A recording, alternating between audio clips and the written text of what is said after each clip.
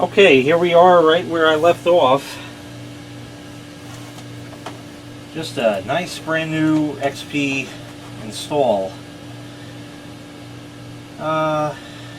It's detecting a flash drive, which I need.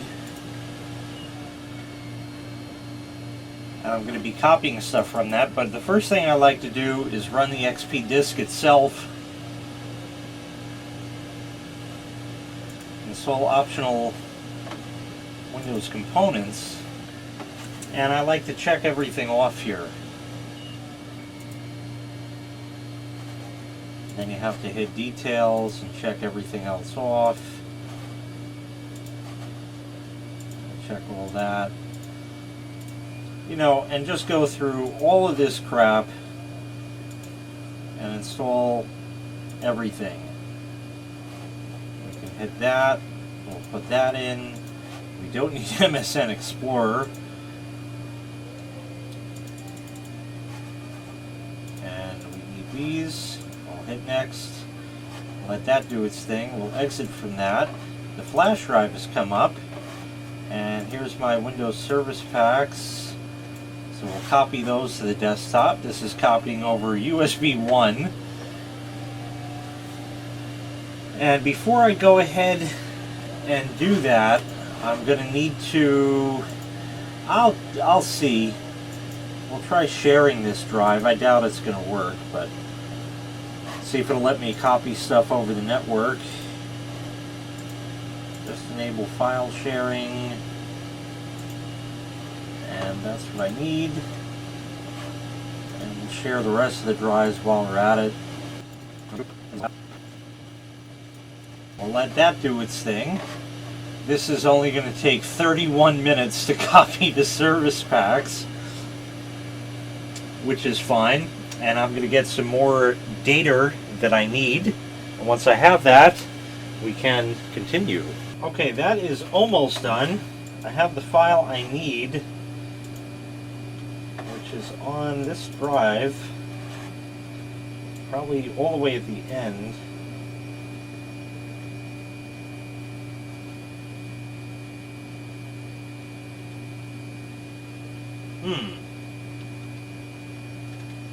Did I not copy it?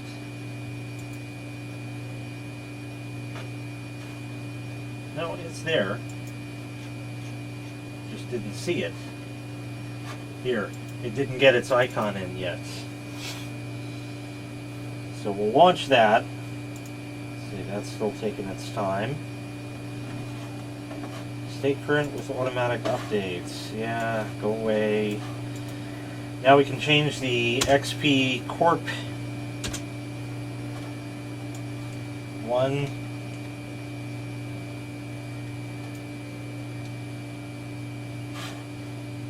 The XP Corp Key to one of those as soon as it loads the activation. There we are.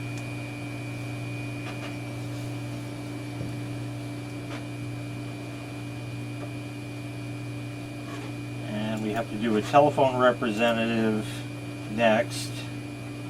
And the reason you have to change the product key when you use the fuckgates in Windows thing is because you can't get any Windows updates and nothing else works in that. So now we have to type in the new key. And the phone is ringing. Okay, I have that entered in. Just got done with the phone. We'll hit update.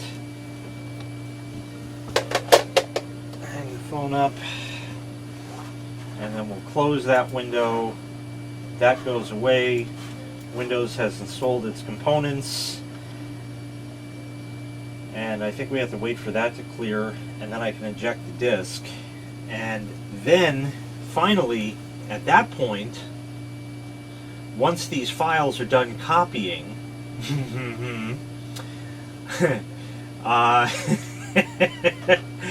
once they're done copying, I can then install the service packs.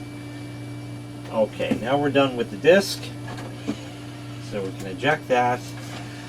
And I think I like to have the little network jobby come up.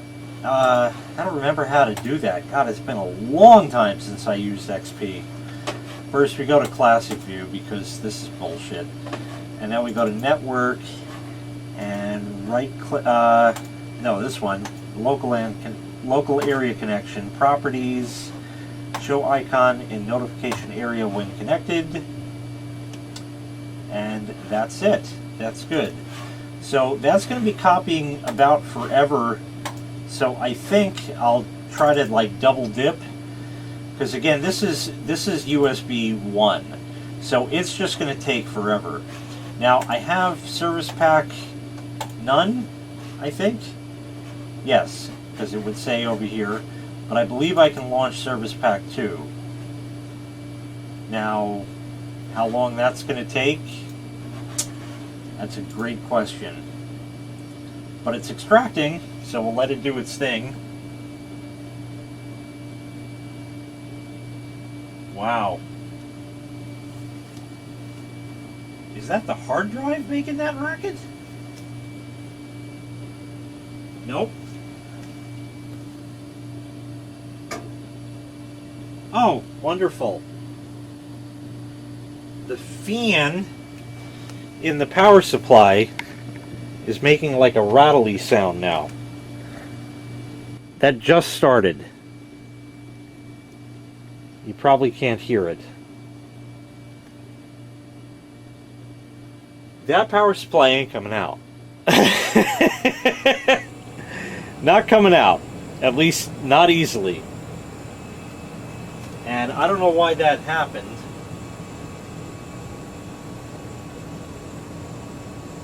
I mean, it's running.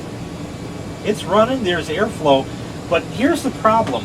Let me see if I could zoom in and show you. This power supply, like I said, was some sort of hack job that I had to do. Okay, here's the top of the machine. Now, I've taken the plastic faggotry off of it, which was this thing. And allegedly that's going to allow a little bit better airflow. I don't think you can see, but right in here, there is, probably not at the angle you're at, you can see a shiny metal thing, and that is the finger guard on the 120 millimeter fan that's on this power supply. Yep, that's right, because this machine originally came with a micro-ATX supply, and I crammed a full-size supply in there. It's a total hack job. So the fan on the power supply is pointing up. That's the wrong way. But short of dremeling out the case, which is way more involved than ever needs to be with this thing, and then the metal shavings getting inside and shorting the board out and the whole project's over, I'm just going to leave it as it is. Now that the plasticness is gone, we have all these areas that are open. There's a couple slots here, one here, here, here, here, and you can certainly feel airflow coming out from here. Is it a lot? No. Is it going to be enough, especially in that cabinet? It'll probably blow up, but that is the only way that this supply is going to mount in it, because of the fact that it needs to take a micro-ATX. Now, at the time, I didn't have a micro-ATX supply. I believe I have one now, but there was a bracket of some kind that I had to remove in order for this to fit. That bracket's gone. I'm pretty sure I actually threw it out. I don't throw out practically anything, but I'm pretty sure I threw that out because I was able to fit this supply in and make it work. So it's never having a micro-ATX supply again. This, you know, it's an old junker. Nobody wanted it to begin with, which is why it was given to me. And that's it. So that's how it's going to have to be and stay. Now, why it's making noise, I don't know. Could the fan be oiled? Yes. I'm not even sure now. Maybe it's just the hard drive fucking going crazy. No, because I see the indicator light doing that. Something's making noise, but yeah, it's got to be that supply. the fan and the supply, but oh well, such is. We'll leave it for now. Chances are very good the noise is just going to go away as mysteriously as it showed up. So we now have 37 minutes to copy the rest of the service packs over, and service pack 2 is more than halfway done loading, so we'll wait for that. Service pack 2 has come up. Let me move that so we can watch everything. We'll hit next, agree, next, next, and let that install. Now there's only 17 minutes on the rest of the service packs to copy over. Cool. So we'll let that do its thing and we'll be back. Oh, looks like it's done. We'll hit finish and we'll allow it to finish its spinach. The Windows XP Please Wait. This is one of those screens that when you get it, couldn't be a good thing necessarily. But on a fresh install, it's not going to be a problem.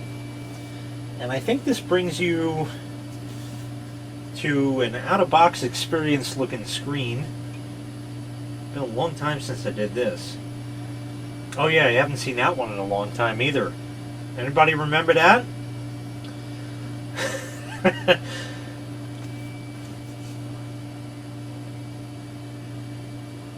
While we're waiting, there it is. We're not going to turn on automatic updates right now.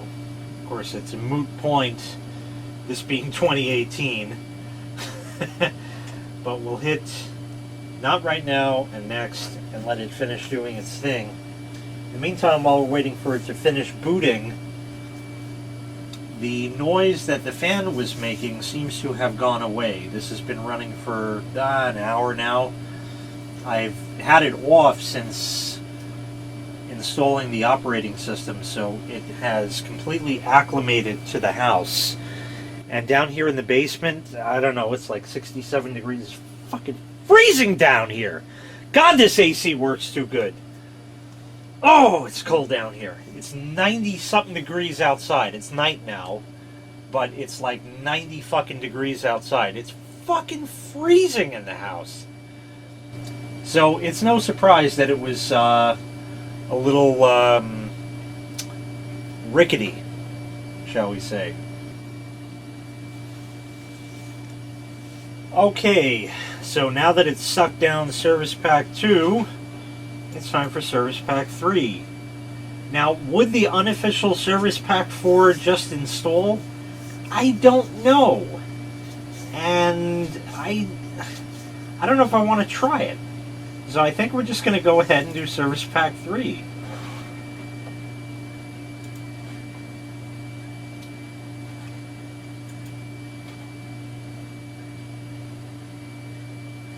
So now that's loading. Unfortunately, it's on the hard drive, so that will extract a lot faster. But that's still going to be some time, so we'll just speed through this.